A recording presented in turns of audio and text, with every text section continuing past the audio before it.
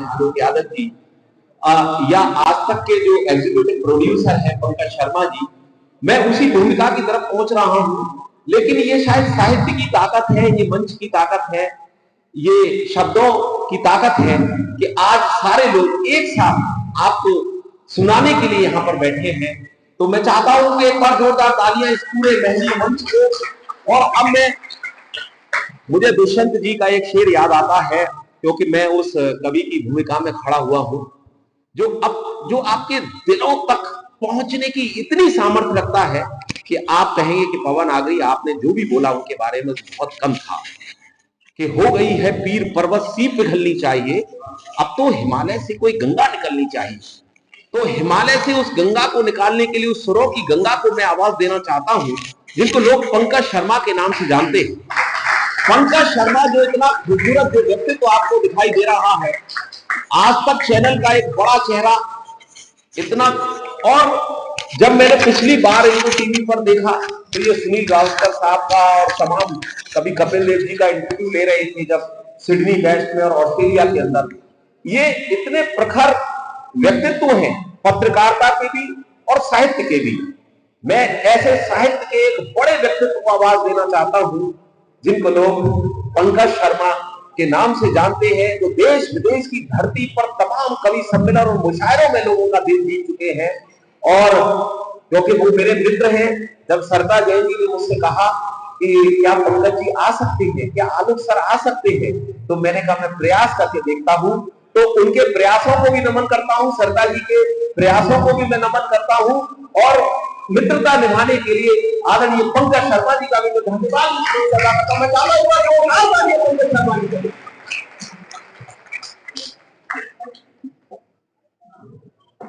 बहुत मोहब्बत पवन जी, और यहाँ पे आना ही था क्योंकि इस कार्यक्रम की जो रूपरेखा थी वो राष्ट्र के नाम पे थी, और एक जिम्मेदारी हमारी पत्रकार होने के नाते इस वक्त और ज्यादा है। कल गणतंत्र दिवस है और बहुत सारे कार्यक्रम बनाने होंगे टीवी पे जो आप सब लोग देखेंगे। उसके बीच में पवन जी विनम्र है, बहुत विनम्रता से कह देते हैं। मैं तो कहूंगा कि उनका आदेश था कि मुझे यहाँ आना ही आना है, तो मैं चला आया। सरिता जी से एक बार की भेंट थी, उन्होंने कहा कि आना है तो आया। लेकिन मुझे यहाँ आकर जो महसूस हुआ, मैंने इनको सुना, हमारी जो नई पीढ़ी के, मैं कहूंगा कि कर्णधार हैं, या यही लोग हैं जो आगे चल के इस सब को अपने कंधों पे लेके आगे बढ़ाएंगे। और इन सब के अंदर क्योंकि टीवी में काम करते हुए और साहित्य के साथ जुड़े हुए मुझे पूरे 25 साल हो गए, तो मुझे लगा कि नई पीढ़ी को सुनना, अक्सर हम लोग सुनते रहते हैं तमाम प्रोग्राम्स में, लेकिन मैं सरिता जी को स्पेशल धन्यवाद ये देना चाहूंगा कि आपने इन लोगों को सुनने का यहाँ पे मुझे मौका दिया। ये एक से एक विलक्षण है, ये एक से एक ऐसे लोग हैं कि जिनमें से मुझे लगता है कि कुछ के शेर तारीखों के नाम से जाने जाएंगे। तो एक बार इन सब के लिए तालियां, इनके हौसलों के लिए तालियां। मेरे मंच के इस तरफ और मंच के इस तरफ, दोनों तरफ बड़ी महनीय हस्तियां बैठी हैं। जहां बैरवा साहब बैठे हो वो जगह खुद साहित्य का तीर्थ बन जाती है, मेरा प्रणाम उन तक पहुंचे। और यहाँ पर आलोक जी बैठे हुए हैं। आलोक जी और हम अक्सर फेसबुक पे बात किया करते हैं, और यही होता है कि हम लोग मिलते बहुत कम हैं, और जब मिलते हैं तो ऐसे ही मंचों में मिलते हैं और दो चार बातें करके निकल जाते हैं।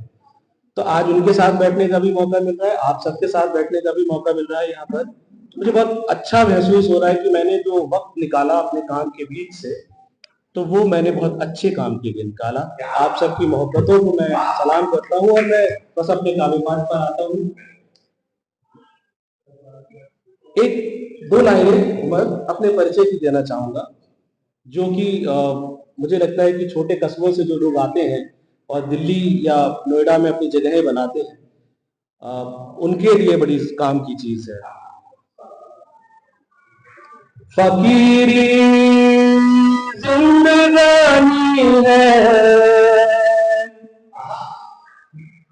फकत इतनी कहानी है।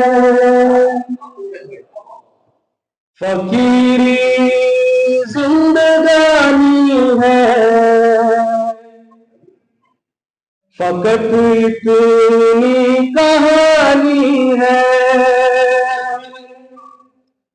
जिसे दरिया समझते हो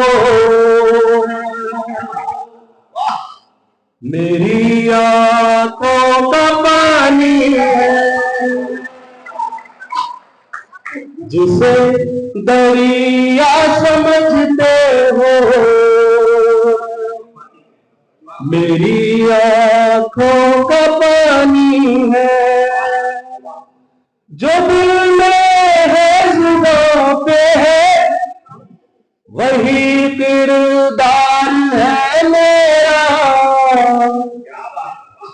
न दो बातें न दो चेहरे लहू ये खानदानी है, जिसे दरिया समझते हो मेरी आंखों का पानी है। और पवन जी ने जैसा मेरे परिचय में कहा कि हालांकि मैं उन जगहों पे ज्यादा अपने आप को कंफर्टेबल महसूस करता हूं जहां पर लोग आज तक का नाम न ले, मैं चाहता हूं कि मैं एक कवि के तौर पर ही पहचाना जाऊं, वही पहचान है, लेकिन उसके नाते एक रिश्ता मेरा हमेशा आप लोगों से जुड़ा रहा है, भले ही मैं और आप पहली बार मिल रहे हो। तो जो सो सॉरी का आपने जिक्र किया, पिछले 14-15 साल से मेरी आवाज आपके घरों तक पहुंचती है, तो मैं एक रिश्ता हमेशा इस देश में जिससे भी मिलता हूँ उससे मान के चलता हूँ कि मेरी आपकी ये पहली मुलाकात नहीं है, आवाज के जरिए हम पहले भी मिल चुके हैं। आइए आपको दूसरी तरफ ले चलता हूँ, समय के हिसाब से मैं पवन जी कितना 5-7 मिनट और ठीक है। जो गुजरा है हमारा था, जो बाकी है तुम्हारा है, जो गुजरा है हमारा था, जो बाकी है तुम्हारा है, सहारा तब तुम्हारा था, सहारा तुम्हारा है, सहारा तब तुम्हारा था, सहारा तुम्हारा नहीं गुजरा कोई मौसम हमारे उस ज़माने का,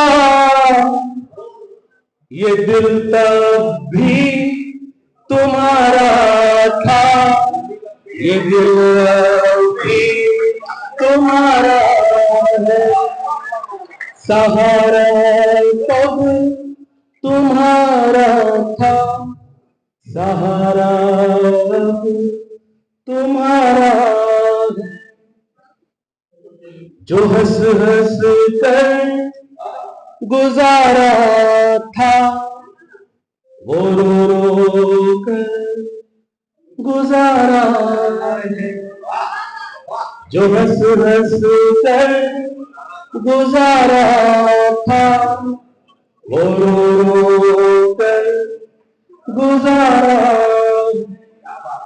हर एक आंसू गवारा था, हर एक आंसू गवारा है, मोहब्बत भी मोहब्बत है, न शिकवा था न शिकवा है, तुम्हें तब भी पुकारा था, तुम्हें तब भी पुकारा है, सहारा तब तुम्हारा था, सहारा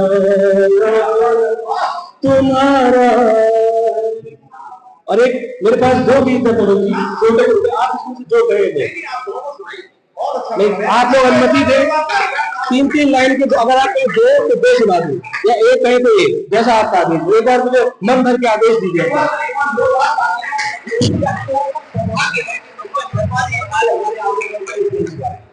और इनको भरपूर तालियां मिलनी चाहिए। तो मैं चाहता हूं जोरदार तालियां मुंगेर जी के लिए। ठीक है, मैं समय नहीं लेता हूँ, बस छोटे छोटे अपनी पंक्तियों के साथ इनको खत्म करता हूँ। अक्सर प्रेम की बात हम सब किया करते हैं सर, और प्रेम के रूप भी बहुत सारे हम देखते हैं एक दूसरे के अंदर, लेकिन मैंने जो महसूस किया वो प्रेम के 3 सर्वोच्च सर्वश्रेष्ठ रूप देखे, और उन 3 के रूपों को मैंने अपने परिवार में महसूस किया, अपने माता पिता के बीच, अपने और अपनी पत्नी के बीच, या आप लोगों के बीच अगर अपने परिवार के साथ जुड़कर आए हैं तो तब मैंने इस गीत को लिखा, और मैं वो गीत 3 पंक्तियों का मेरा गीत है, 3 पंक्तियों के साथ मैं आपके सामने रखता हूं। मैं तुम्हारा ही था, मैं तुम्हारा ही हूँ, हर जन्म में तुम्हारा रहूंगा सदा। मैं तुम्हारा ही था, मैं तुम्हारा ही हूँ, हर जन्म में तुम्हारा रहूंगा सदा। फिर नया रंग है, फिर नया रूप है, मैं वही कृष्ण हूँ, तुम वही राधिका। मैं तुम्हारा ही था, मैं तुम्हारा ही हूँ, हर जन्म में तुम्हारा रहूंगा सदा। फिर नया रंग है, फिर नया रूप है, मैं वही कृष्ण हूँ, तुम वही राधिका।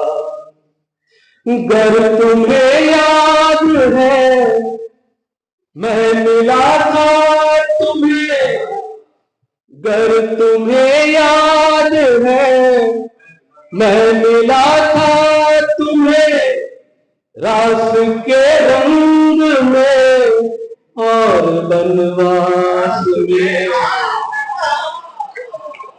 गर तुम्हें याद है, मैं मिला था तुम्हें, रास के रंग में और बनवास में। तुमने तज कर महल प्रेम पत्थर चुने, तुमने तज कर महल प्रेम पत्थर चुने, मैं वही राम हूँ जिसकी तुम साधिका। मैं तुम्हारा ही था। और तीसरा रूप देखिए, अक्सर मेरी माताएं बहनें या मेरी बहनों ने सबने उनकी माओ ने उनसे कहा है कि 16 श्रृंगार के व्रत रखो, अच्छा पति मिलता है, या भगवान शंकर पार्वती जी के उदाहरण दिए, भरत उन्होंने जीवन प्रतीक्षा की, तो उसको मैंने बुलाने की कोशिश की है।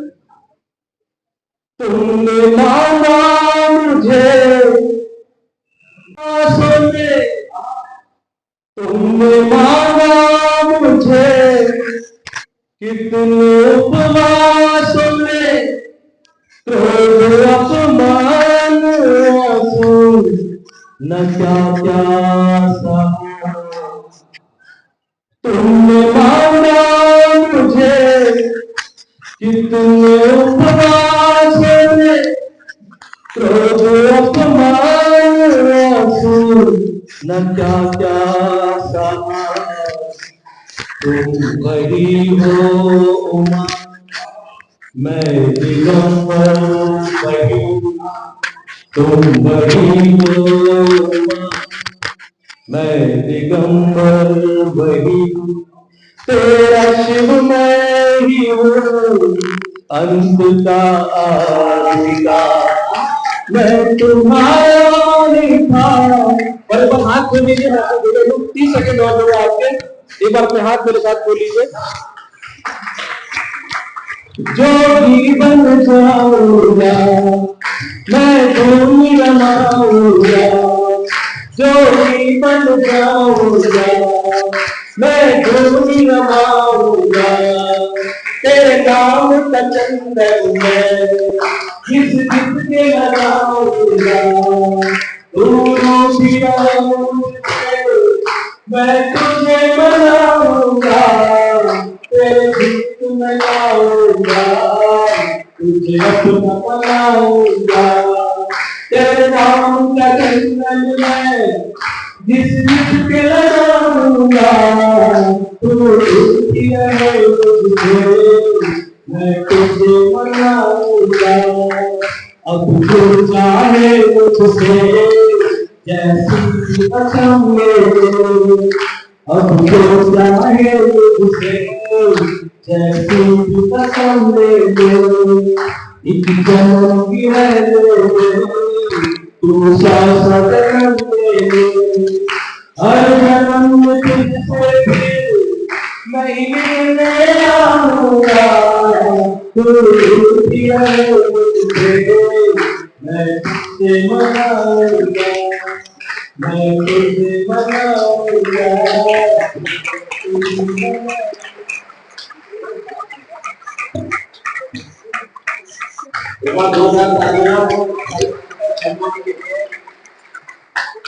निश्चित रूप से जो मैंने कहा था कि मैंने पंकज जी के लिए जो बोला है वो कम था, तो एक बार मेरी बात को उन्होंने तस्दीक करके दिखाया हो, तो एक बार जोरदार तालियां पंकज शर्मा जी के लिए प्रस्तुत करें। और मैं चाहता हूं कि उनकी मेहनत को आप नमन करें, पूरे समय एक बड़ी बैठक के लिए आपको पता है निरंतर उनकी गतिशीलता जारी है, और मैं चाहता हूं कि ईश्वर से प्रार्थना करता हूं कि मंच प्रार्थना करता है कि इस मेहनत से आपने सजाया है, देश की सुप्रसिद्ध शायरा के रूप में वो जानी जाती है, उनका कद और ऊंचा बढ़े। कवि सम्मेलन मुशायरों में जिस तरह से उनका नाम है वो देश विदेश में ख्याति प्राप्त करे, एक बार इन्हीं शुभकामनाओं के साथ जोरदार तालियों से स्वागत करें। बहुत बहुत शुक्रिया हमारे गुलामी और कीमती समय आपने हमें दिया।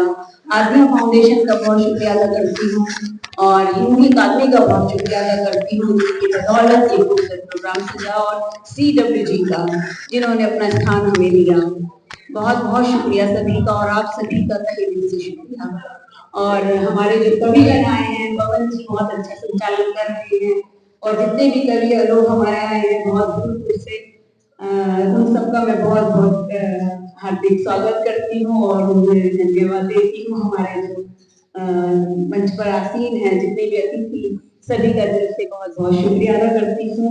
और बहुत जल्दी में हूँ क्योंकि हम चाह रहे हैं कि जो हमारे मेहमान हैं वो बढ़ें, तो मैं चंद 4 मिसरों से अपनी बात का आगाज करती हूँ। क्योंकि ये कार्यक्रम गणतंत्र दिवस की पूर्व संध्या पर आयोजित है, तो देश के नाम में 4 पंक्तियां पढ़ती हूँ। हमारे सामने देश के army general VK Jain ji बैठे हैं, और उनके सामने मैं 4 पंक्तियां तिरंगे के नाम करना चाहती हूँ। किस तिरंगे को मेरा नमन ही रहे, इस तिरंगे को मेरा नमन ही रहे, राष्ट्र मेरा प्रथम है, प्रथम ही रहे। राष्ट्र मेरा प्रथम है, प्रथम ही रहे, और शीश उनके चरण में झुकाते हैं हम, शीश उनके चरण में झुकाते हैं हम। सर पे बांधे हुए जो कफन ही रहे, सर पे बांधे हुए जो कफन ही रहे। बहुत बहुत शुक्रिया।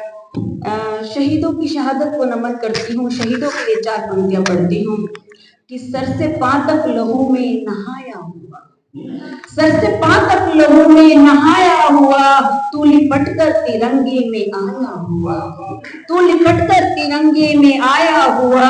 चांद तारे भी देते सलामी तुझे, चांद तारे भी देते सलामी तुझे, आसमान ने भी सर है झुकाया हुआ, आसमान ने भी सर है झुकाया हुआ।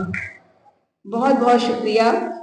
और मैं हमारे जो सैनिक सरहदों पर खड़े हुए हैं उनके लिए 4 पंक्तियां पढ़ना चाहती हूँ। वो क्या सोचते हैं, उनके दिल की आवाज क्या है कि इन्हीं में जीना, इन्हीं में जीना, इन्हीं बस्तियों में मरना है, इन्हीं में जीना, इन्हीं बस्तियों में मरना है। कि हम तो खाक हैं और खाक में बिखरना है, कि हम तो खाक हैं, खाक में बिखरना है। हमारे पाँव तो हैं मोम के मगर हमको, हमारे पाँव तो हैं मोम के मगर हमको दहकती आग के दरियाओं में उतरना है, दहकती आग के दरियाओं में उतरना है। मेरी बहनें यहाँ बैठी हुई हैं बड़ी संख्या में, हमारे देश की आधी आबादी है, हमें गर्व है उनके लिए। और आज उन्होंने जो मकाम हासिल किया है सब जानते हैं, रसोई से लेकर आसमान तक का सफर जो उन्होंने तय किया है। अपनी बहनों के कदमों में 4 पंक्तियां रखती हूँ, उनके दिल की बात करती हूँ कि हर एक दर्द दिल में छुपा के चलते हैं, हर एक दर्द दिल में छुपा के चलते हैं। घर को हम घर बना के चलते हैं, घर को हम घर बना के चलते हैं, और आसमां देखने लगा के हमें, हम भी अब सर उठा के चलते हैं। आसमां देखने लगा के हमें, हम भी अब सर उठा के चलते हैं। जब उन्होंने एक मकाम हासिल किया बहनों ने मेरी, तो कुछ मानक उन्होंने तय किए जीवन जीने के। वो मानक मैं आप तक पहुंचाती हूँ, आपके दिल तक पहुंचती हूँ, तो आपकी तालियां चाहूंगी कि अपना मयार तय करूंगी खुद, अपना मयार तय करूंगी खुद, जीत या हार तय करूंगी खुद, अपना मयार तय करूंगी खुद, जीत या हार तय करूंगी खुद। साथ तेरे चलूंगी मैं, लेकिन साथ तेरे चलूंगी मैं, लेकिन अपनी रफ्तार तय करूंगी खुद, अपनी रफ्तार तय करूंगी। और कहते हैं कि नारी तू नारायणी है, तू जगदम्बा है, तू सृष्टि की रचयिता है। तो उस सृष्टि की रचयिता माँ के लिए, जिसकी बदौलत ये खूबसूरत संसार बना है, उसके कदमों में 4 पंक्तियां रखती हूँ कि तेरे होने से घर में उजाला है माँ, तेरे होने से घर में उजाला है माँ, इसलिए मुंह अंधेरों का काला है कि तेरे होने से घर में उजाला है माँ, इसलिए मुंह अंधेरों का काला है माँ। और मेरे हक में जो मांगी है तूने दुआ, मेरे हक में जो मांगी है तूने दुआ, उस दुआ ने बलाओं को टाला है माँ, उस दुआ ने बलाओं को टाला है माँ। और हम अपने मिट्टी से जुड़े हुए लोग हैं, गांव से जुड़े हुए लोग हैं। मैं वहीं से कुछ पंक्तियां उठाती हूँ, आप तक पहुंचाती हूँ कि जमीन कच्ची खुला आसमान होता है, जमीन कच्ची खुला आसमान होता है, बड़े बुजुर्गों की इज्जत का ध्यान होता है, बड़े बुजुर्गों की इज्जत का ध्यान होता है। और इमारतें नहीं गिरती वहां मोहब्बत की, इमारतें नहीं गिरती वहां मोहब्बत की, भले ही गांव में कच्चा मकान होता है, भले ही गांव में कच्चा मकान होता है। और गवां के नींव उगाए हैं ख्वाब आंखों में, हम सब ने, हमारी कहानी कि गवां के नींव उगाए हैं ख्वाब आंखों में। हर एक फसल का कुछ तो लगान होता है, हर एक फसल का कुछ तो लगान होता है। और फिसलना, गिरना, संभलना, फिर उठ के चल देना, कि फिसलना, गिरना, संभलना, फिर उठ के चल देना। इन्हीं तरीकों से बच्चा जवान होता है, इन्हीं तरीकों से बच्चा जवान होता है। बहुत बहुत शुक्रिया, बहुत दिल से आपने सुना। मैं ये माइक पे से अरुण जी को दे रही हूँ। बहुत बहुत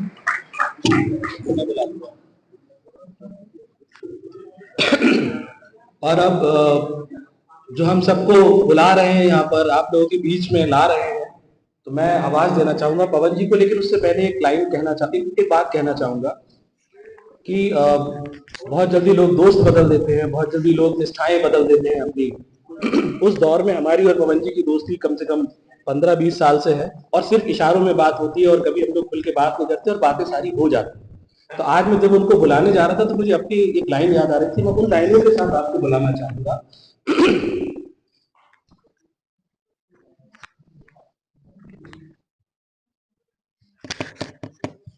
हमने अपना कारोबार नहीं बदला, हमने अपना कारोबार नहीं बदला, नफरत के बदले में प्यार नहीं बदला। लोग बदल देते हैं अक्सर परचम को, हमने लश्कर का सरदार नहीं बदला। स्वागत है पवन जी आपका। हमने लश्कर किए सरदार। बहुत बहुत धन्यवाद। क्योंकि एक संगीता शायर तक पहुंचना है, आलोक यादव जी, मैं हास्य व्यंग का कवि हूँ, नाम मेरा पवन आगरी है। आप सब लोग मुझे मोहब्बत देते हैं, प्यार करते हैं। बहुत छोटी सी उम्र से मैंने यात्रा शुरू की थी। मैं थोड़ा सा बताना चाहता हूँ। 35 वर्ष मुझे इस हास्य व्यंग की यात्रा करते हुए मुझे हो गए, बहुत सारे चैनल्स और बहुत सारे टीवी शोज और बहुत सारे करते हुए। लेकिन आपसे एक बात कहना चाहूंगा, बहुत बड़ी बड़ी भीड़, लाखों की भीड़, कई बार आप राजस्थान के सुदूर जो नगर पालिकाओं के प्रोग्राम होते हैं, हम वहां पे पढ़ते हैं, तालियों की घनघोर गड़गड़ाहट होती है, दूर तक चेहरे चेहरे दिखाई देते हैं। लेकिन मुझे लगता है कि उन जगहों पर कहीं धन कविता सुनता है, लेकिन मुझे लगता है यहाँ पर मन कविता सुन रहा है। तो मैं आप सब लोगों के लिए एक बार जोरदार तालियां चाहूंगा कि आप जिस तरह से कविता को जी रहे हैं, कविता को सुन रहे हैं। आदरणीय जज साहब जो इस कार्यक्रम की अध्यक्षता कर रहे हैं, मैं एक बात कहना चाहूंगा, क्योंकि व्यंग का कवि तो आज मैं आपकी अदालत में ये शपथ लेकर कह रहा हूं कि मैं जो भी कुछ कहूंगा, सच के अलावा कुछ नहीं कहूंगा।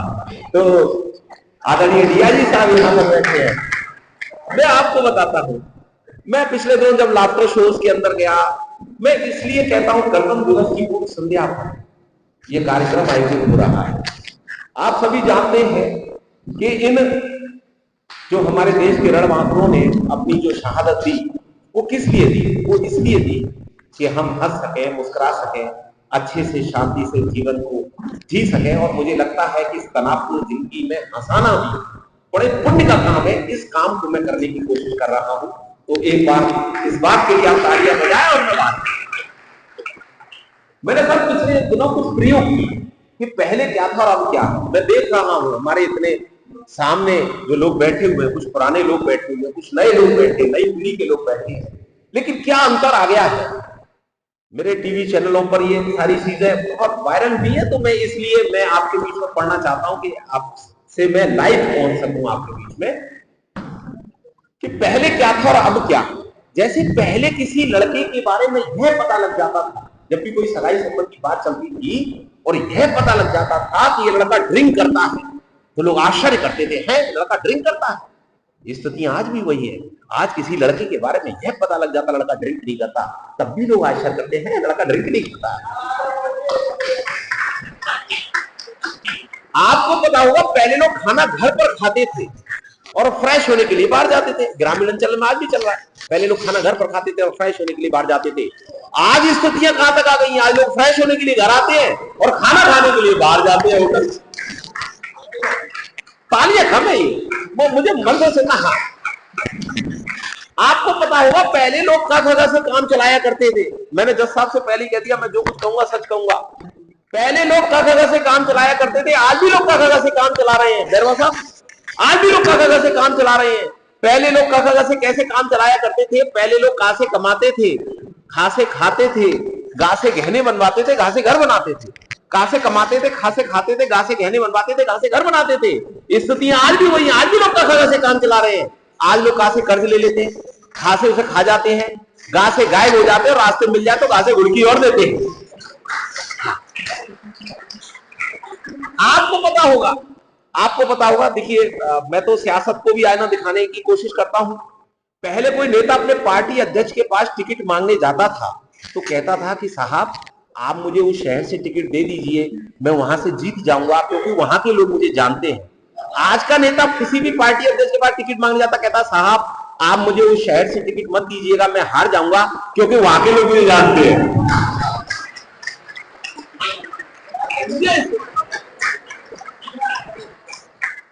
अब मैं आपको बताता हूँ साहब, मैं तो ये पंकज शर्मा जी बैठे हुए आज तक चैनल पर, एक बार मैं बैठा हुआ था, मैं प्रोग्राम वगैरह के जीआईटी पे हमारे शो होते हैं, तो मैं देख रहा था एक पट्टी चल रही थी, पट्टी, उस पर लिखा हुआ आ रहा था कि विजय माल्या को भारत लाने का रास्ता साफ। तो मैंने चैनल वालों को मैसेज किया, पंकज जी को, मैंने कहा उससे पहले जाम रहता था क्या? फिर मैंने विजय माल्या को मैसेज किया, मैं कर सकता हूं, मेरे पास नंबर है उनके, हाँ, मैंने उनको मैसेज किया, मैंने कहा माल्या जी आप भारत आओ मत आओ, हमारा पैसा चुकाओ मत चुकाओ, और अपना नया साल का कैलेंडर भिजवाते रहना।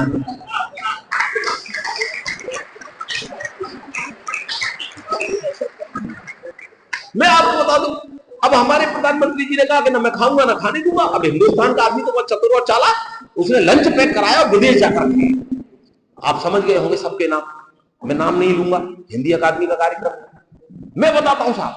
तो मैं आपको बताता हूं कि जब भी मौसम, मेरा इन दिनों ये बहुत वायरल व्यंग है, तमाम डॉक्टर कुमार विश्वास के शो से लेकर और तमाम जगहों से ये वायरल हुआ, तो मैं उसकी कुछ पंक्तियां पढ़ता हूं और विशुद्ध व्यंग की पंक्तियां मैं चाहता हूं एक बार मुझे आशीष दीजिएगा कि जब भी मौसम गर्म या सर्द रहता था, पुराना रोग था, घुटनों में दर्द रहता था, बड़े जतन किए पर अच्छे से चल नहीं पाए, हमने जोड़ों के दर्द के लिए खूब च्यवनप्राश खाए। फिर अचानक हमने एक बैंक से मोटा लोन लिया और बदले में सामने वाले को संतुष्ट भी किया। अब मेरे पैरों में इतनी ताकत आ गई है कि मैं पर्वत तक लांघ सकता हूं, मैं बैंक का पूरा पैसा लेकर विदेश जा सकता हूं।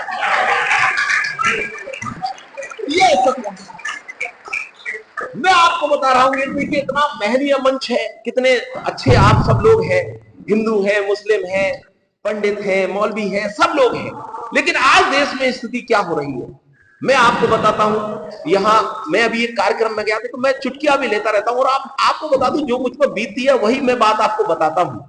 अभी मैं ये तो आपने अच्छा हुआ, आपने सर दोपहर में ये कार्यक्रम रखा है, मैं बहुत बहुत आपको बधाई देना चाहता हूं। लेकिन लोग कभी कभी रात में कार्यक्रम रख लेते हैं, और रात में कार्यक्रम कुछ अन्य देवत्व को भी प्राप्त लोग बैठे होते हैं। कई बार मैं एक कार्यक्रम के अंदर गया, वो शेरों का कार्यक्रम, 5 स्टार होटल का कार्यक्रम, अब वो वहां पे बैठे हुए, उन्होंने कहा साहब 8 बजे आप सब लोग आ जाइएगा। जैसे आज 2 बजे का समय दिया, हम 2:30 बजे यहां पर आए थे तो लोग नहीं थे, तो ऐसे ही हम उन्होंने 8 बजे का समय दिया, आयोजक भी खुद 8:30 बजे आए। खैर कुछ भी, 9 बजे कार्यक्रम शुरू हुआ। 9 बजे कार्यक्रम शुरू हुआ, हमने कहा चलो हम तो लोग सब पढ़ेंगे, मजा आएगा, आनंद आएगा। वो देखा थोड़ी देर में ही सबके हाथ में समुद्र मंथन से प्राप्त एक पेय पदार्थ भरा एक गिलास। आप समझ गए होंगे, हमने कहा हो लिया कार्यक्रम। अब आप समझ लीजिए, मैं बड़ा परेशान, मैंने कहा भाई ये क्या, खैर हम तो सब आप जानते हैं कि सारी चीजों को हम जमा लेते हैं, हमने थोड़ा बहुत सुना सुनू के बड़ा मामला जमाया, और उसके बाद कार्यक्रम खत्म हुआ तो देखिए एक सज्जन मेरे सामने आ गए। मैं इसलिए बता रहा हूं कि आप रात में कभी कार्यक्रम मत रखिएगा आप इसी तरह से दोपहर में कार्यक्रम रखिएगा। तो वो सज्जन मेरे सामने आ गए, उनके हाथ, अब देखिए वो वार्ता कर रहे हैं मुझसे, आनंद लीजिएगा, मैं मस्ती का कभी हूं। हाँ, वो मुझसे वार्ता कर रहे हैं, हाथ में उनकी गिलास है, मुझसे बोले आगरी जी आज आपने बहुत अच्छा पढ़ा। मैंने कहा हाँ बहुत बहुत धन्यवाद, बहुत बहुत धन्यवाद। तो बोले आप लेते हैं क्या? अब देखिए हाथ में गिलास है, मुझसे पूछ रहे हैं आप लेते हैं क्या? मैंने कहा नहीं भाई मैं नहीं लेता। बोले जब आप बहुत खुश होते हो तब तो लेते हो। मैंने कहा नहीं नहीं, मैं तब भी नहीं लेता। बोले जब कभी कोई आपका दिल तोड़ देता हो, कोई ऐसी बात कह देता हो और आप बहुत दुखी हो जाते होंगे तब तो ले लेते होंगे। मैंने कहा नहीं भाई मैं तब भी नहीं लेता। बोले कभी कोई यार दोस्त की शादी होती होगी, पार्टी होती होगी, वहां तो आप जरूर ले ही लेते होंगे। मैंने कहा भाई मैं छूता भी नहीं हूं। तो बोले फिर ठीक है, आप ये जरा गिलास पकड़िए, मैं जरा वॉशरूम होके आता हूं।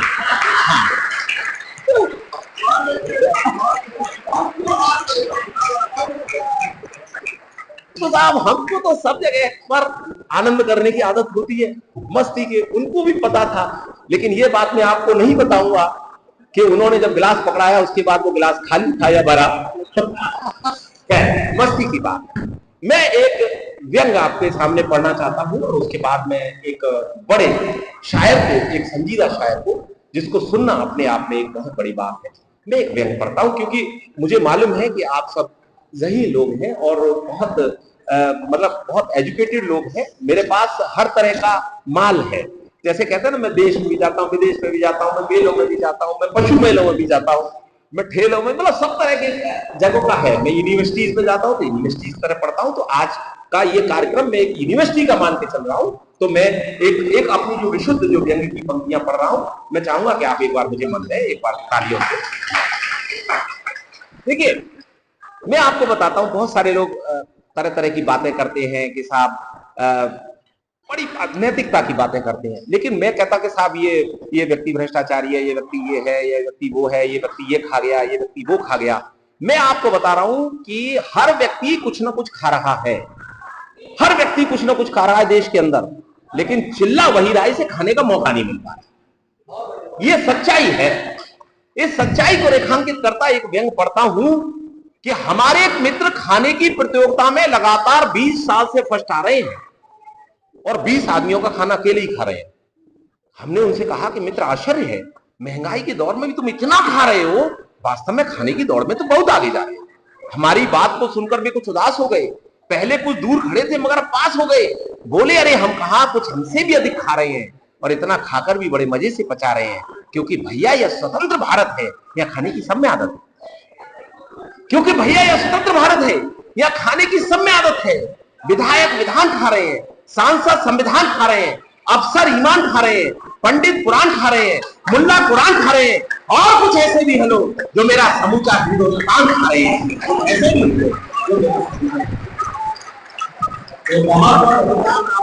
प्यार क्या है। और मैं इस मंच के उस शीर्ष पुरुष को बुलाना चाहता हूं। मैंने बताया वो शायरी का शिखर पुरुष है, वो उस्ताद शायर है। यदि आप उनको बिना सुने हुए निकल गए तो आप बहुत कुछ खो देंगे। मैंने उनको अंतिम शायर के रूप में मैंने इसलिए रखा कि वो एक उस्ताद शायर है। वो बेशक दिल्ली के पीएफ कमिश्नर हो सकते हैं, लेकिन शायरी के लिहाज से वो देश और विदेश के बड़े शायर हैं। आज के मंच पर उनकी मौजूदगी इस बात का प्रमाण है कि जब वो आपके सामने अपना कलाम पेश करेंगे, मुझे कुछ भी कहने की जरूरत नहीं पड़ेगी। जैसा मैंने पंकज शर्मा जी के लिए बोला था, ऐसे मैं आलोक यादव जी के लिए बोलना चाहता हूं। और उनके सम्मान में जिस तरह की वो शायरी लिखते हैं, कुछ पंक्तियों के साथ उनको आवाज देना चाहता हूं कि यूं किसी ने जिंदगी भर की कमाई छीन ली। एक बड़े शायर की अगवानी में शेर पढ़ रहा हूं कि यूं किसी ने जिंदगी भर की कमाई छीन ली, जैसे किसी शायर के कलम से रोशनाई छीन ली, और ख्वाब खुशियों के दिखाकर तोड़ डाले कुछ इस तरह, जैसे किसी बच्ची को नई गुड़िया दिखाई अच्छी। तो ऐसे बड़े शायर, ऐसे संजीदा शायर आलोक यादव जी को एक बार जोरदार तालियों के साथ।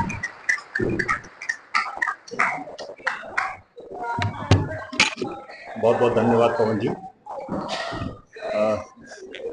धन्यवाद सरिता जी, धन्यवाद आपकी संस्था का। समय समाप्त हो चुका है और इसीलिए शायद हलचल बढ़ गई है, और जो लोग समय ले चुके अपना, वो यहाँ से जा भी चुके हैं, स्मार्ट लोग। खैर, मैं अध्यक्ष महोदय से इजाज़त चाहता हूँ, कुछ शेर पेश करता हूँ कि उससे पहले मैं आप सबको गणतंत्र दिवस की बहुत बहुत बधाइयाँ देता हूँ। 4 पंक्तियों से बधाइयाँ स्वीकार करिए कि यहाँ हो रही हैं, वहाँ हो रही हैं, यहाँ हो रही हैं, वहाँ हो रही हैं, यहाँ थी जो बातें आया हो रही हैं, यहाँ हो रही हैं, वहाँ हो रही हैं, यहाँ थी जो बातें आया हो रही हैं। लुटाई किसी ने जवानी वतन पर, लुटाई किसी ने जवानी वतन पर, दिशाएं भी शहनाइयां हो रही हैं। लुटाई किसी ने जवानी वतन पर, दिशाएं भी शहनाइयां हो रही हैं। 2-2 4-4 शेर और सुन लीजिए कि एक जरा सी चाह में जिस रोज बिक जाता हूं, एक जरा सी चाह में जिस रोज बिक जाता हूं मैं, आईने के सामने उस दिन नहीं आता हूं।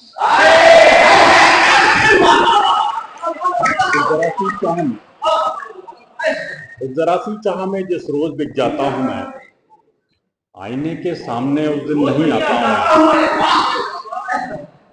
रंजोगम मुझसे छुपाता हूं मैं अपने लाख पर, रंजोगम मुझसे छुपाता हूं मैं अपने लाख पर, पढ़ ही लेता है वो चेहरा फिर भी झुठलाता हूं।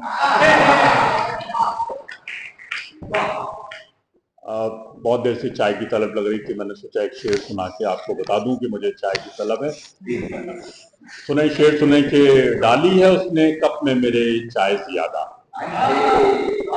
डाली है उसने कप में मेरे चाय ज्यादा, कुछ देर ताकि वक्त ठहर जाए ज्यादा, डाली है उसने कप में मेरे चाय ज्यादा, कुछ देर ताकि वक्त ठहर जाए ज्यादा, मारे झिझक के हमसे कही जाए ना दिल की, मारे झिझक के हमसे कही जाए ना दिल की, उनको भी आए शर्म मगर आए ज्यादा।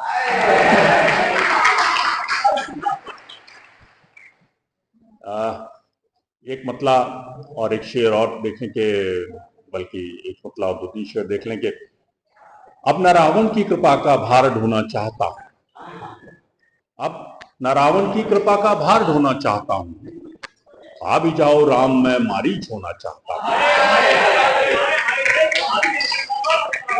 अब न रावण की कृपा का भार ढोना चाहता हूं, आ भी जाओ राम मैं मारीच होना चाहता हूं, थक चुका हूं और कब तक ये दुआ करता रहूं मैं। गरवा साहब, थक चुका हूं और कब तक ये दुआ करता रहूं मैं, एक कांधा करता मौला की रोना चाहता हूं।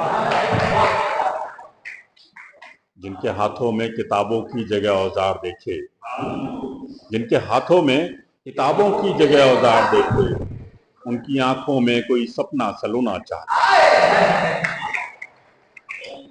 Pen is mightier than sword, आप सबने पढ़ा होगा।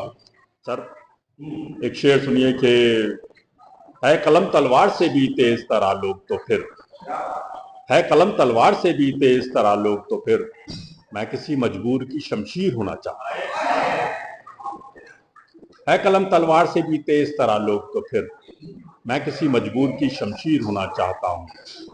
ये गजल के कुछ शेर और देख लें कि समय का ध्यान है मुझे, 2-4 मिनट और लूंगा कि मौन के ये आवरण मुझको बचा ले जाएंगे, मौन के ये आवरण मुझको बचा ले जाएंगे, वरना बातों के कई मतलब निकाले जाएंगे।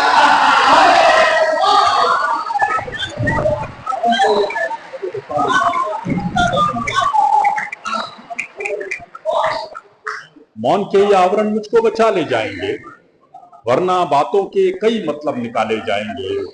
और हमारे सहाफ़ी दोस्त हैं, पत्रकार दोस्त हैं, आकाशवाणी से भी बैठे हुए हैं, बैरवा साहब बैठे हुए हैं। एक शेर पढ़ता हूँ, राजनीतिक लोग भी होंगे यहाँ पे, कोई लोग होंगे, तो शेर पढ़ता हूँ कि राजनीतिक व्याकरण तुम सीख लो पहले जरा, राजनीतिक व्याकरण तुम सीख लो पहले जरा, वरना फिर अखबार में फिक्रे उछाले जाएंगे। राजनीतिक व्याकरण तुम सीख लो पहले जरा, वरना फिर अखबार में फिक्रे उछाले जाएंगे। जानते हैं रहनुमा देंगे हमें कैसा जवाब, जानते हैं रहनुमा देंगे हमें कैसा जवाब, आज के सारे मसाइल कल पे टाले जाएंगे। जानते हैं रहनुमा देंगे हमें कैसा जवाब, आज के सारे मसाइल कल पे टाले जाएंगे। अब अंधेरों की हुकूमत हो चली है हर तरफ, अब अंधेरों की हुकूमत हो चली है हर तरफ, अब अंधेरों की अदालत में उजाले जाएंगे। अब अंधेरों की हुकूमत हो चली है हर तरफ, अब अंधेरों की अदालत में उजाले जाएंगे। शहर से हाकिम के हरकारे जो आए गांव में, शहर से हाकिम के हरकारे जो आए गांव में, जाने किसके छीन के मुंह के निवाले जाएंगे। शहर से हाकिम के हरकारे जो आए गांव में, जाने किसके छीन के मुंह के निवाले जाएंगे। मोहब्बत के नाम कुछ शेर हैं इस गजल में, उससे पहले एक दोस्ती के नाम एक शेर पढ़ता हूँ, वो आपके लिए नहीं है, कुछ और दोस्तों के लिए है कि पवन जी तो बहुत अच्छे आदमी है। शेर ये है कि कब तलक भरते रहें दम दोस्ती का आपकी, कब तलक भरते रहें दम दोस्ती का आपकी, आस्तीनों में ना हमसे सांप पाले, कब तलक भरते रहें दम दोस्ती का आपकी, आस्तीनों में ना हमसे सांप पाले जाएंगे। दर्द दिल जो मौत से पहले गया तो दर्द क्या, दर्द दिल जो मौत से पहले गया तो दर्द क्या। मैं समझा आप लोग चले गए। चलिए। दर्द दिल जो मौत से पहले गया तो दर्द क्या, तेरी छाती को हमेशा हम संभाले जाएंगे। शेर मोहब्बत के नाम ये भी है कि प्यार का दोनों पे आखिर जुर्म साबित हो गया। प्यार का दोनों पे आखिर जुर्म साबित हो गया, ये फरिश्ते आज जन्नत से निकाले जाएंगे। प्यार का दोनों पे आखिर जुर्म साबित हो गया, ये फरिश्ते आज जन्नत से निकाले जाएंगे। अश्क जाया हो न पाए सौंप दो तुम सब हमें, अश्क जाया हो न पाए सौंप दो तुम सब हमें, दिल है अपना सीप सा मोती बना ले जाएंगे। अश्क जाया हो न पाए सौंप दो तुम सब हमें, दिल है अपना सीप सा मोती बना ले जाएंगे। ये गजल के कुछ शेर और देख लें जो कहते हैं कि मंजर हमें यहाँ कोई अच्छा नहीं लगा। यहाँ तो अच्छा लगा, कहीं और के बारे में बात कि मंजर हमें यहाँ कोई अच्छा नहीं लगा, इनमें कोई भी रंग तुम्हारा नहीं लगा। मंजर हमें यहाँ कोई अच्छा नहीं लगा, इनमें कोई भी रंग तुम्हारा नहीं लगा। जब तक कि सफर में मेरे हम कदम थे तुम, जब तक कि सफर में मेरे हम कदम थे तुम, ये इश्क मुझको आग का दरिया नहीं लगा।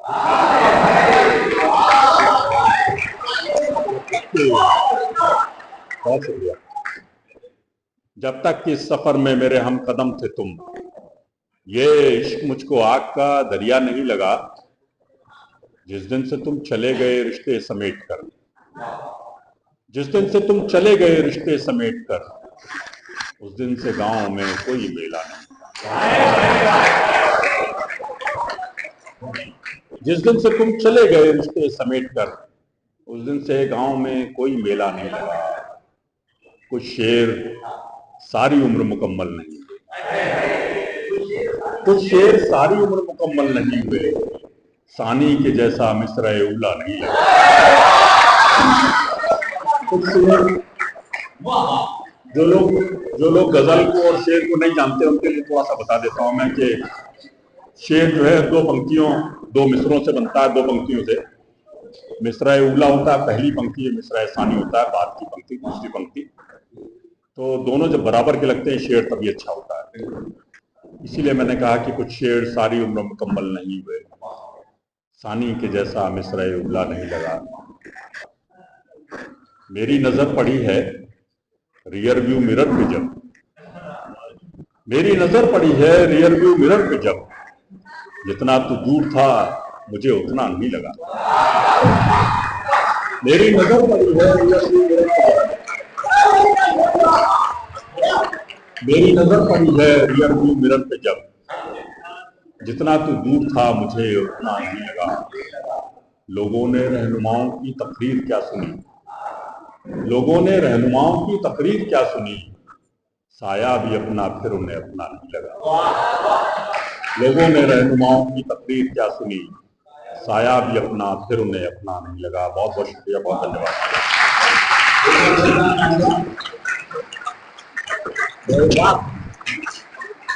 जैसा मैंने कहा था कि पुरस्कार है जिनके मैं हमेशा इसलिए चरण छूता हूँ कि शायद उनका स्पर्श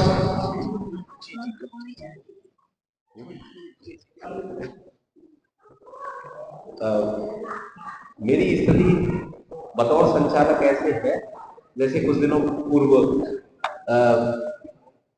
प्रधानमंत्री कोई और होते थे, लेकिन जो बागडोर मैडम के हाथ में होती थी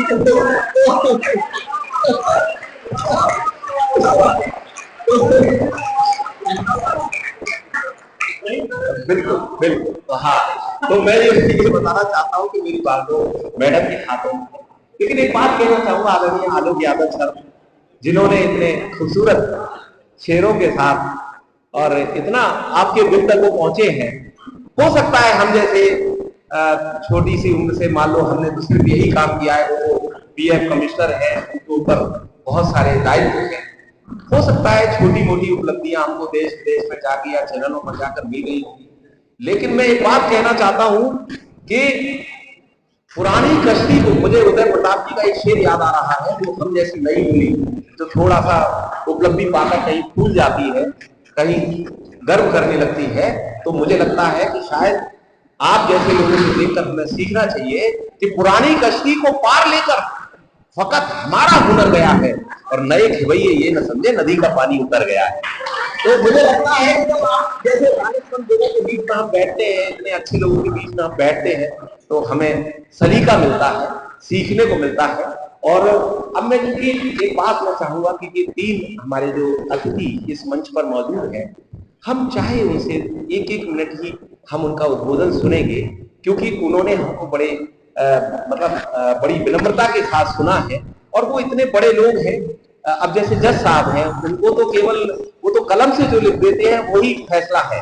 तो मुझे लगता है कि आज की अदालत उनके सामने यहाँ पर सजाई गई है, वो अध्यक्षता कर रहे हैं, मैं भी उनको बुलाऊंगा, क्योंकि अध्यक्ष हमेशा अध्यक्षीय उद्बोधन बाद में होता है। हमारे मुख्य अतिथि डीआईजी साहब यहाँ पर बैठे हैं, डीआईजी बीएसएफ, जो कि बॉर्डर की दुनिया के, और मुझे लगता है कि आज गणतंत्र दिवस की पूर्व संध्या पर इनकी उपस्थिति हमारे लिए बड़े बड़े रोमांचपूर्ण, हमारे आदरणीय पीके जैन साहब जो कि सेना से रिटायर्ड हैं, तो ऐसे लोगों के बीच में हमें बैठना बहुत अच्छा लगता है। लेकिन एक विनयशील चतुर्वेदी जो कार्यक्रम के हमारे विशिष्ट अतिथि हैं, जिनके लिए मुझे मैडम आदेश कर रही थी, तो मैं चाहूंगा कि बहुत जल्दी से आए, क्योंकि अब हमारे पास वक्त बहुत ही सीमित है, और मैं चाहता हूं कि सब लोगों का सम्मान भी इस मंच से होना है, सारे कवियों का।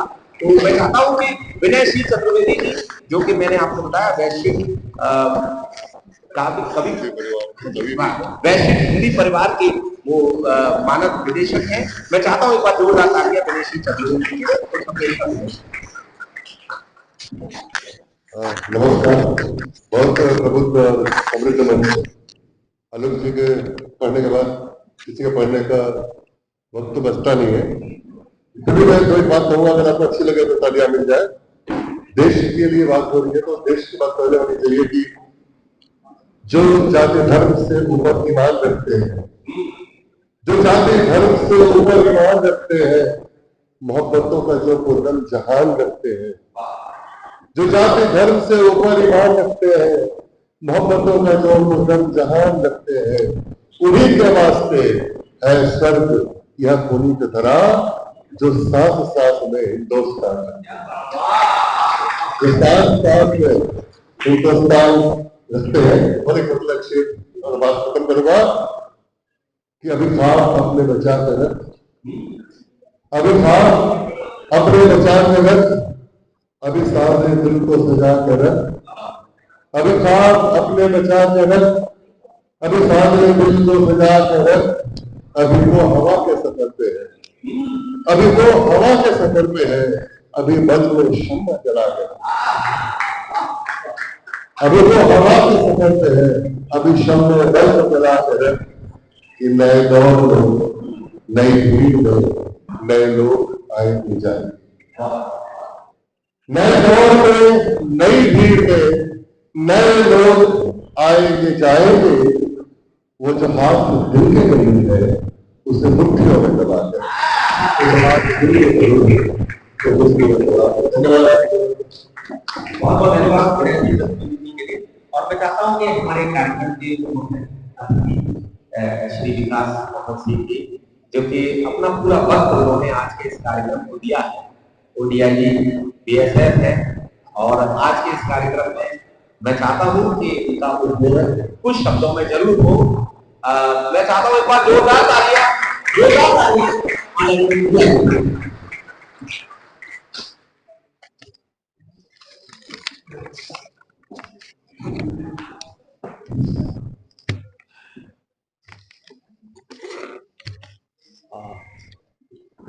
आदरणीय अतिथिगण, सम्मानित कविगण, साहित्य प्रेमीगण और श्रोतागण, गणतंत्र दिवस की पूर्व संध्या पर आप सभी को मेरा बहुत बड़ा नमस्कार। आज सब हम यहाँ एक ऐसे मंच पर एकत्रित हुए हैं जहाँ शब्दों की ताकत नसों में बहती है। यह देशभक्ति कवि सम्मेलन है जहाँ हिंदी साहित्य की अमर धरोहर हमें एक सूत्र में बांधती हैं। हिंदी केवल एक भाषा ही नहीं अपितु हमारी मातृभाषा है। यह वो आवाज है जो आजादी की लड़ाई की गूंज बनकर गूंजा। वह लय है जो भगत सिंह की शहादत से लेकर सरदार पटेल की एकता तक हर संघर्ष में साथ चला। आज भी दिनकर जी के वो शब्द गूंजते हैं, सिंह और शेरों का चरित्र एक, जंगल में भटकते रहते अकेले। यह हिंदी साहित्य की शक्ति है जो हमें एकजुट करती है, हमें याद दिलाती है कि हमारा भारत अखंड है। आज के डिजिटल युग में जब अंग्रेजी का बोलबाला है, हमें हिंदी को नए शिखर पर ले जाने की कवायद करनी चाहिए। कवि सम्मेलनों को गांव-गांव तक पहुंचाना चाहिए, स्कूलों में हिंदी कविताओं को जीवंत करना चाहिए और युवाओं को प्रेरित करें हम कि वो अपनी भावनाओं को हिंदी में ही व्यक्त करें। बहुत अच्छा संदेश। एक बार क्योंकि हिंदी साहित्य ही वो पुल है जो अतीत और वर्तमान को जोड़ता है और भविष्य को मजबूत बनाता है। इसी के साथ ही मैं अपने शब्दों को विराम देता हूँ। जय हिंद, जय भारत। बहुत ही खूबसूरत शब्दों में आज के इस अवसर पर आपने अपने विचार व्यक्त किए। मैं चाहता हूं एक बार जोरदार तालियां और आज के इस कार्यक्रम की अध्यक्षता कर रहे हैं आदरणीय जज श्री मनमोहन शर्मा जी, वो जनपद एवं न्यायाधीश है। और ये हम लोगों के लिए बड़े गर्व की बात है कि एक जज की अदालत में हम लोग बैठे हैं और वो अध्यक्षीय आसन पर। तो आज के इस कवि सम्मेलन को सुनकर उनको कैसा लगा, आज के इन कवियों के विचार और आप सब लोगों के बीच में आकर उनको कैसा लगा, मैं चाहता हूँ कि वो अपने शब्दों के माध्यम से अपनी भावनाएं आप तक पहुंचाएं। एक बार जोरदार तालियां।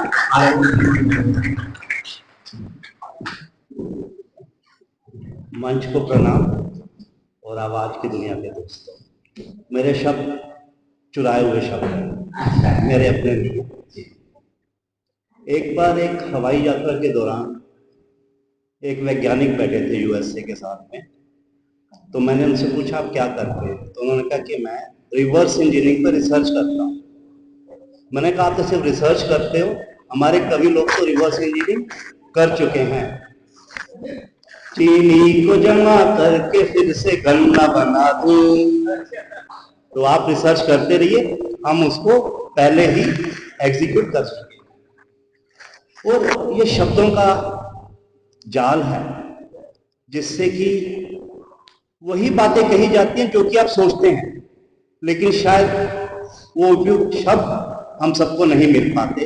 कवियों में यही कल्पना शक्ति है कि किस ढंग से जो बात हम रोज सोचते हैं, रोज उसके साथ रहते हैं, कहना चाहते हैं, कह नहीं पाते, पर वो कह देते। एक बार एक कवि अपनी वसीयत लिख गए और किसको मिलेगी उनकी जायदाद। उन्होंने कहा कि मैंने एक लाइन लिख दी है शेर की, जो दूसरी लाइन पूरी करेगा उसको मेरी जायदाद मिलेगी। हालांकि हैरानी की बात थी, उसका इन कवियों के पास जायदाद होती थी। तो उन्होंने, आजकल तो हो सकती, आजकल तो है, तो उन्होंने शेर की पहली लाइन लिखी, टूट जाते तेरे हाथ क्या जो देख लेती एक बार। टूट जाते तेरे हाथ क्या जो देख लेती एक बार। अब बहुत लोगों ने अपना दिमाग लगाया पर दूसरी लाइन बना नहीं सके कि देखने से हाथों का क्या संबंध। और कवि हैं जो कि जो चीज संबंधित ना हो उनका भी संबंध बना देते। तो एक शख्स आए, उन्होंने उसको पूरा किया, टूट जाते तेरे हाथ क्या जो देख लेती एक बार, इतना भारी तो तेरे महफिल का पर्दा। यही कल्पना शक्ति, कल्पना हमें भी है, लेकिन हम उसको एग्जीक्यूट नहीं कर पाते, उनको शब्दों का रूप नहीं दे पाते। कवि में यही प्रतिभा है और किसी स्कूल में पढ़ाया नहीं जा सकता।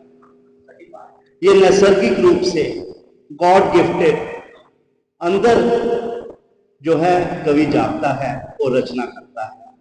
कई बार एक एक हफ्ते तक 10-10 दिन तक कुछ नहीं लिखा जाता और कई बार लिखने बैठो तो कलम रुकती नहीं है।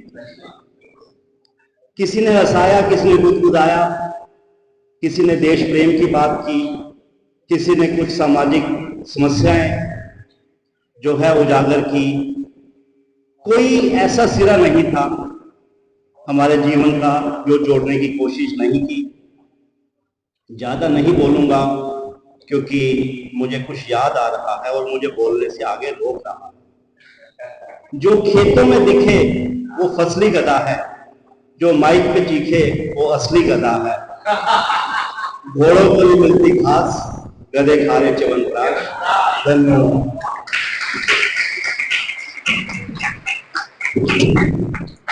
जज साहब ने आपके चेहरे पर मुस्कुराहट बिखेरी, लेकिन उन्होंने कवियों के लिए और बात की। तो जज साहब मैं आपको बताना चाहता हूँ, जज साहब सुनिए, यहाँ तो सब लोगों ने बहुत थोड़ा थोड़ा पढ़ा है। एक जगह एक कवि सम्मेलन था, सामने एक उद्योगपति जो मुख्य अतिथि के रूप में आए हुए थे। तो आप समझ लो कवि ने इतनी लंबी रचना पढ़ी कि वो मुख्य अतिथि चल बसे। अब चल बसे तो कवि पर मुकदमा हुआ, कवि पर मुकदमा हुआ हत्या का। अब वो जज की अदालत में लाए गए। तो आप नहीं थे जज साहब, वो कोई और जज साहब थे। तो वो जज साहब ने उनको कहा कि भाई तुमको फांसी की सजा दी जाएगी क्योंकि तुम्हारी कविता से एक सामने वाला व्यक्ति की हत्या हुई है, वो मर गया है। तो बोले कि ठीक है साहब आप बताइए। तो बोले ठीक है मैं आपको फांसी तो दे रहा हूं लेकिन आपकी कोई अंतिम इच्छा हो तो बताओ। तो कवि बोला वही कविता मैं आपको सुनाना चाहता हूँ। तो ऐसी कोई बात नहीं है, बहुत ही खूबसूरत उन्होंने हंसी मजाक के साथ इस कार्यक्रम का समापन किया। और यही शायद हमारे वो शहीदों ने जो शहीद हुए देश पर, उन्होंने ये सोचा होगा कि आप लोग इसी तरह हंसते रहे, मुस्कुराते रहे, खिलखिलाते रहे। शायद उन्हीं का यही मकसद था।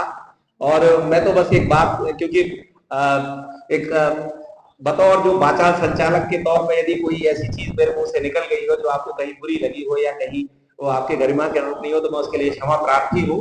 और मैं माफी इसलिए भी मांग लेता हूँ, और नहीं भी मांगूंगा तो आप मेरा क्या कर लेंगे। कविता पढ़कर जाऊंगा कल कहीं, मुझे कल मेरा मैनपुरी में कार्यक्रम है वहां चला जाऊंगा।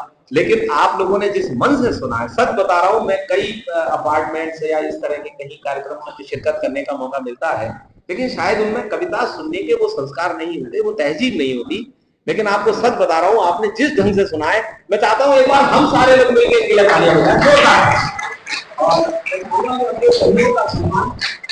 जो सत्ता जी, यदि कवियों के भी सम्मान की व्यवस्था यदि हो, अच्छा अड़ू में, अच्छा ठीक, थैंक यू जी। बहुत बहुत धन्यवाद आरती जी। पहले तो मैं बताना चाहूंगा कि ये हमारी सोसाइटी नहीं, क्योंकि हमने आपको ये हमारी सोसाइटी नहीं है, ये हमारा परिवार है। और हम एक व्यक्ति अगर कोई इनिशिएटिव लेता है तो पूरा परिवार एक साथ खड़ा होता है। और मैं इसके साथ में माफी भी मांगना चाहूंगा हमारे अध्यक्ष महोदय और हमारे चीफ गेस्ट से। प्रोटोकॉल के हिसाब से एक बार अध्यक्ष और चीफ गेस्ट बोल चुके हैं तो कुछ बोलना बनता नहीं है, बट कुछ चीजें जो रह गई थी, आपकी परमिशन हो तो सर मैं हमारे जो कविवर हैं आज उन्होंने इतनी अच्छी अच्छी रचनाएं प्रस्तुत करी, उनको यदि हम आज सम्मानित नहीं करेंगे तो ये गलत होगा। तो मैं सबसे पहले आमंत्रित करूंगा हमारे पवन आगरी जी को, जिन्होंने इतना खूबसूरत संचालन किया। सर आप आए, और मैं हमारे परिवार से अनूप जी और अश्विनी जी, आप दोनों को चाहूंगा कि आप सम्मान करें हमारे पवन आगरी जी। तालियों में कमी नहीं होनी चाहिए। जिस शिद्दत से इन लोगों ने आज हमें यहाँ पर अपनी रचनाएं सुनाई है, उसी शिद्दत से तालियां बजनी चाहिए।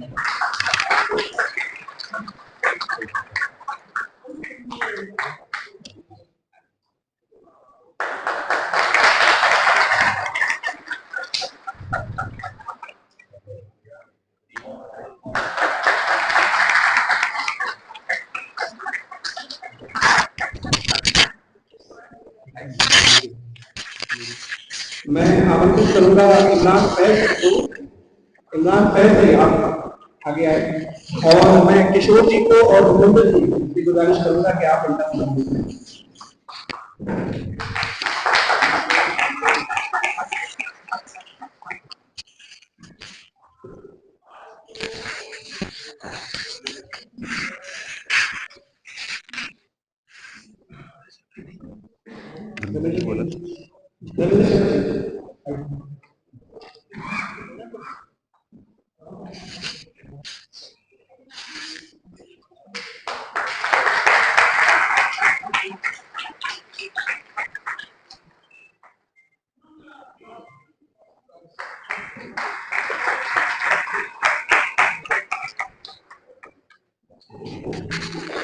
मैं आमंत्रित करूंगा श्री पंकज शर्मा जी को और उनको सम्मानित करने के लिए मैं कहूंगा प्रतिनिधि जी और सूर्य।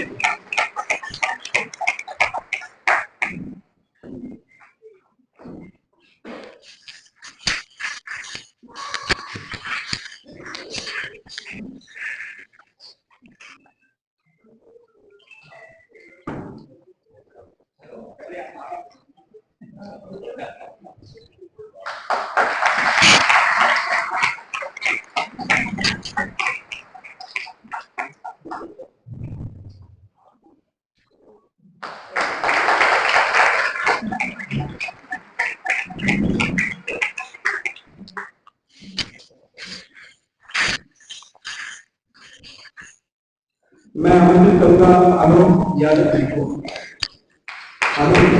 और मैं हमारे बीच में बुलाना चाहूंगा मनीष जी, डॉक्टर हेमेंद्र, आप आए और आलोक जी का स्वागत है।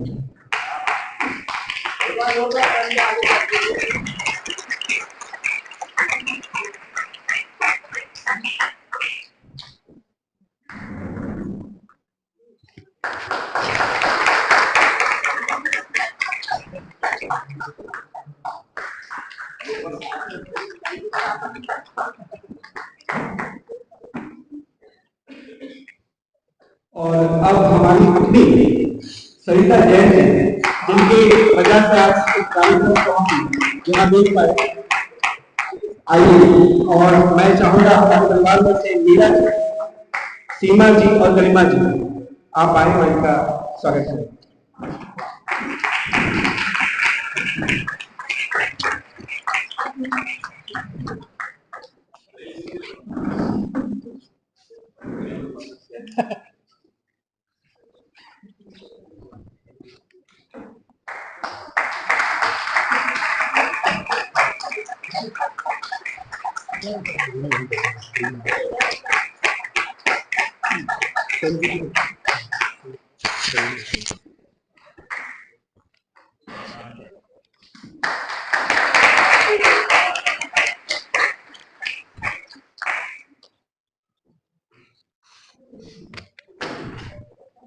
बहुत बहुत धन्यवाद।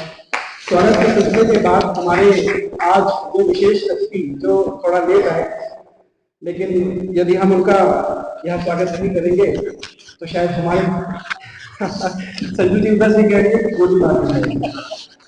तो मैं आमंत्रित करूंगा श्री विनय सिंह चतुर्वेदी जी को, जो मानक निदेशक है वैश्विक हिंदू परिवार, और इनका सम्मान करने के लिए हमारे संस्था के विनोद प्रवास और एमपी कुलश्रेष्ठ जी को मैं चाहूंगा क्या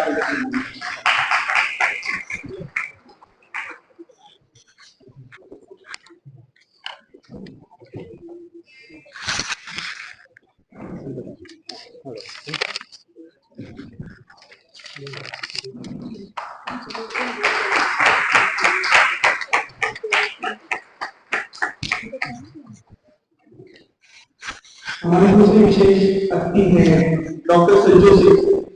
इन्हें यहाँ मुझे लगता है कि परिचय की आवश्यकता नहीं है, फिर भी मैं परिचय दे दूँ। आप वो संस्था चलाती है चैलेंजर साथी फाउंडेशन। इनके जो पति DIG चैलेंजर जी अभी से कुछ वर्ष पूर्व शहीद हो गए थे। उसके बाद से इन्होंने बेड़ा उठाया कि ऐसी जितनी भी वार विडोज हैं जिनके पति शहीद हुए, उनको ये उनकी देखरेख करेंगी और उनकी जो कमियां हैं उनको पूरा करने की कोशिश करेंगी। तो एक बार इस मातृशक्ति के लिए और मैं आमंत्रित करूंगा रेणु महाजन जी को। रेणु जी आप आए और इनका स्वागत करें। साथ में मैं चाहूंगा अनुराधा गर्ग जी अगर हैं हमारे बीच, गिन्नी जी,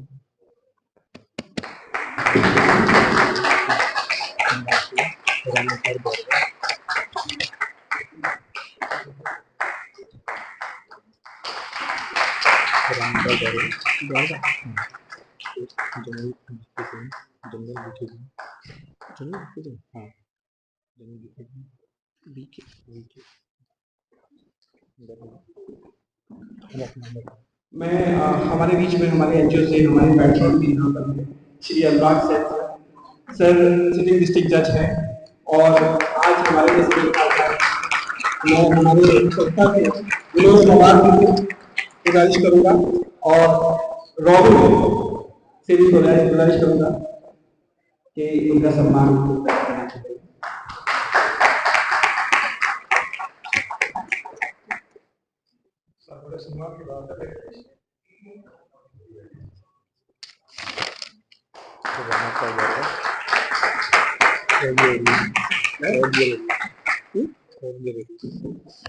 हमारे बीच में श्री राम अवतार बैरवा जी है और ये रेडियो से आप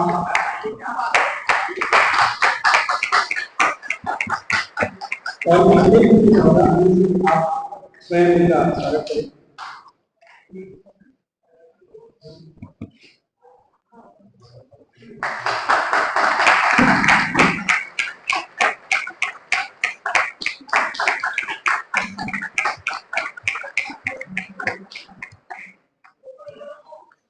जनरल वीके सिंह जी हमारे बीच में, VK Jain sir, general VK Jain ji हमारे बीच में हैं।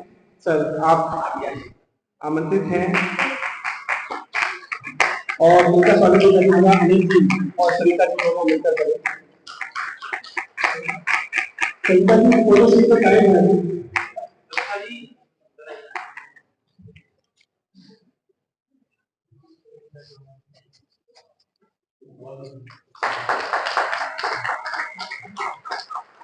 आप सभी लोगों का धन्यवाद और धन्यवाद करने के लिए ज्यादा समय ना लेते हुए मैं चाहूंगा कि हमारे दोनों प्रेसिडेंट्स मनीषा जी और शाश्वत जी आए और एक वोट ऑफ थैंक्स लास्ट करके इस कार्यक्रम को समाप्त करें। उसके बाद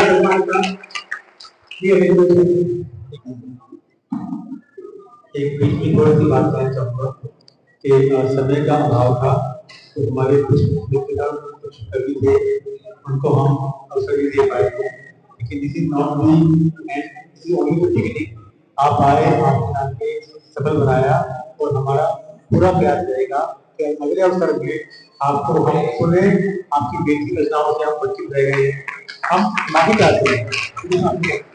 थैंक यू वेरी मच।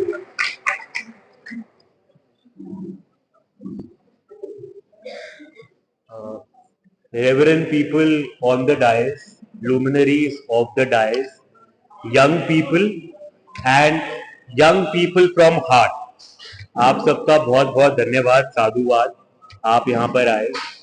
कवि सम्मेलन, मुशायरे रोजमर्रा होते हैं, पर कुछ कवि सम्मेलन, कुछ मुशायरे यादगार बन जाते हैं और आज का कवि सम्मेलन कुछ ऐसा ही एक कवि सम्मेलन था और इसमें अहम भूमिका आपकी रही क्योंकि it was not just a कवि सम्मेलन, it was a connection of arts. किसी शायर ने कहा है, सुए मैं कदा से ना जाते तो कुछ और बात होती। आप वाह कर सकते हैं। सुए मैं कदा से ना जाते तो कुछ और बात होती, वो अपनी निगाह से पिलाते तो कुछ और बात होती, और बोहरम के रास्ते से पहुंच गए वे खुदा तक, बीमारी से और वृद्धापन से पहुंच गए वे खुदा तक, तेरी रहबरी से